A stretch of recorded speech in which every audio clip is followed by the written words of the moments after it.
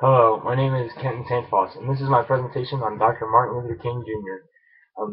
The novel that I read, or the biography, was Ring Out Freedom, and it was by Frederick Summerich, and this was published in 2004 by Indiana University Press in Bloomington, Indianapolis.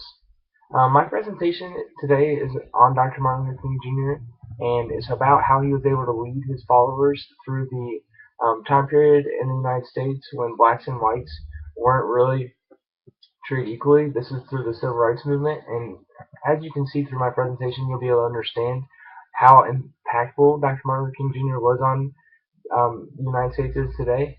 And one thing I want to point out about my presentation in particular is that I do have the PowerPoints that are also uploaded for you to review, and I am going to be kind of glancing through them to kind of help me guide my presentation.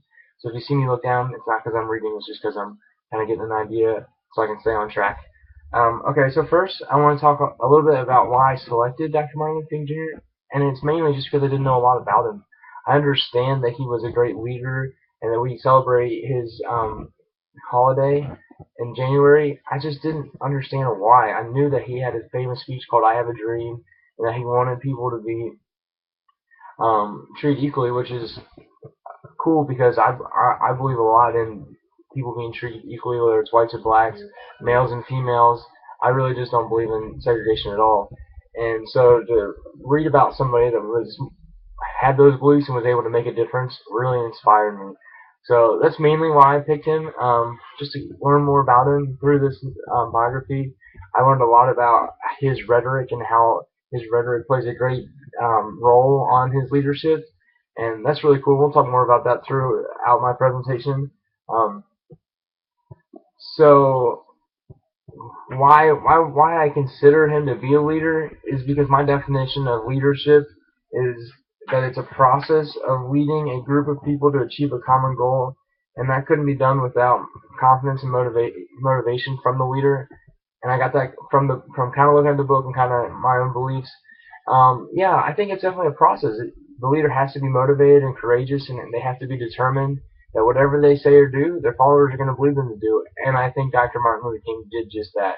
He was able to get up in front of a crowd of people and speak to them and tell them that he believed that someday things could change, someday freedom would happen, and this is the time period after slavery, so they're free, but they're not treated equal. So, but he believed that someday they could happen. Through his words and his language, we see that he's able to lead his followers, and he was motivated by all means.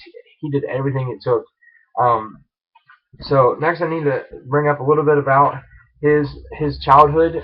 Um, so he was born January 15th of 1929 in Atlanta, Georgia, and he was originally named Michael King Jr. And him and his father both changed their name to Martin Luther King Jr. because his father was a big believer in a German Protestant leader known as Martin Luther. So after his father changed his name because he followed his beliefs, then Martin Luther King Jr. became his name as well because he followed in his father's footsteps. Um, so nextly, his father was against racism. He was really impactful in religion, and we'll see that that plays a big deal in why Martin became a leader.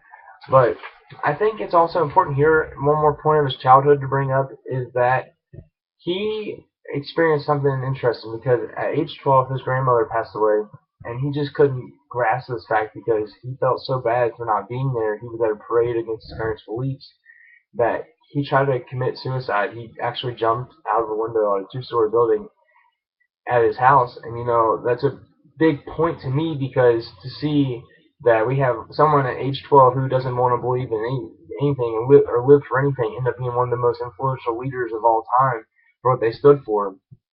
So to see how he came from just someone that didn't know anything to someone that was able to change the world was kind of a big deal.